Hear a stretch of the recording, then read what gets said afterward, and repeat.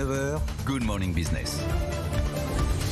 Le salon mondial de l'optique se tient ce week-end à Villepinte. Le patron d'Atoll Les Opticiens y participera. Bonjour Eric Plat. Bonjour. Vous êtes depuis votre bureau prêt au travail avec nous dans Good Morning Business.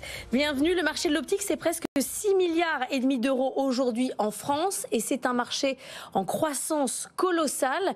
Tout le monde va porter des lunettes. Oui, alors selon l'adresse, c'est même un petit peu plus de 7 milliards d'euros en 2021. C'est lié aux forts besoins visuels, liés notamment à l'usage des écrans qui a explosé pendant le confinement avec le télétravail et qui se prolonge aujourd'hui dans une moindre mesure. C'est une bonne nouvelle pour vous. Les Français voient de moins en moins bien et ils vont donc porter de plus en plus de lunettes. Merci les écrans.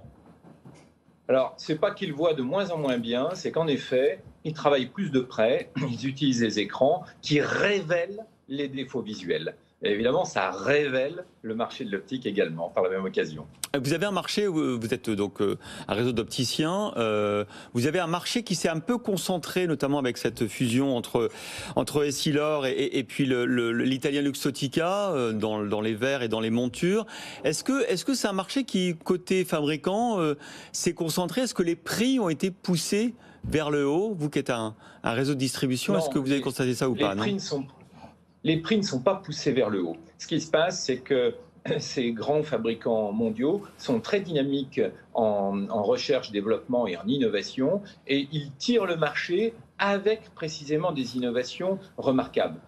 Par exemple, dans le domaine de l'optique ophtalmique, c'est-à-dire le verre, la partie qui me permet de bien voir. Vous voyez, là, je suis à mon bureau, je regarde mon écran et sans forcer, je me vois net dans cet écran, je me vois net parce que dans mon verre, j'ai un système optique progressif qui me permet de bien voir. Et ce système progressif, s'il existe depuis l'invention du Varilux, il a été adapté aussi pour les gens qui ne sont pas encore presbytes et qui ont des besoins visuels plus importants qu'avant, notamment en vision de près, pour les aider à compenser et à défatiguer leur œil. Ça, ce sont des belles révolutions qui apportent beaucoup plus de confort de travail. Vous savez, 80% des informations passent par les yeux. Et donc, si on soulage les yeux, en quelque sorte, on soulage un peu tout le corps.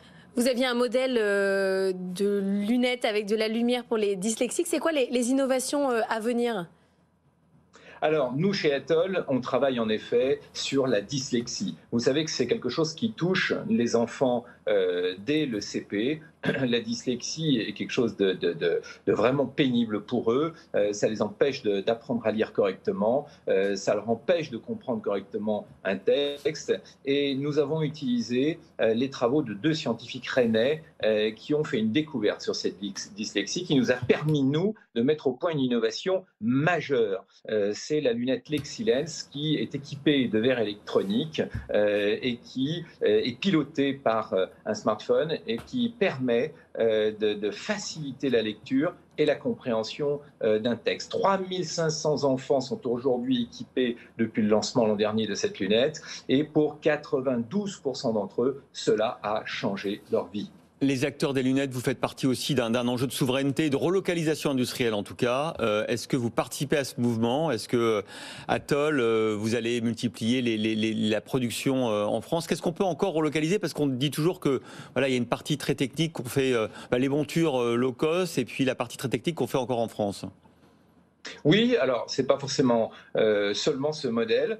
Nous, par exemple, chez Atoll, l'an dernier, nous avons relocalisé une partie d'un certain nombre de nos montures. Nous avons lancé une collection qui s'appelle Oneo et qui est totalement fabriquée en France, qui est Origine France garantie, dont l'empreinte carbone est 9000 fois inférieure à celle d'une lunette qui viendrait de Chine.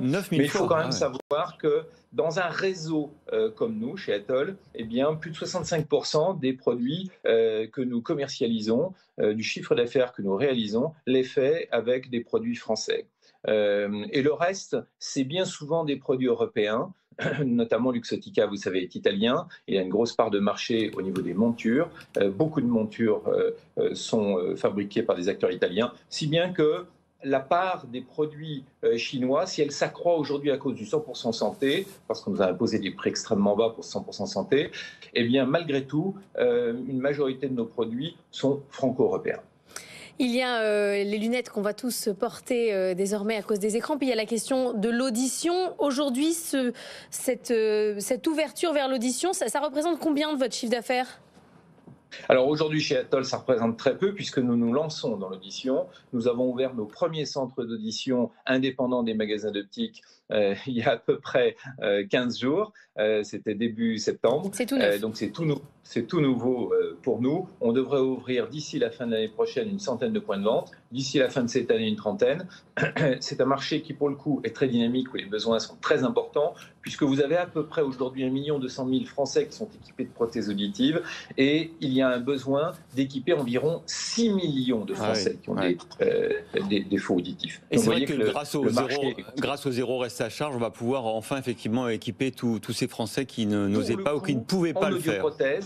Le montant de la prise en charge en 100% santé a été suffisamment généreux pour permettre l'équipement massif des gens. Ça, c'est une bonne nouvelle. Merci Eric Plat, PDG d'Atoll les opticiens.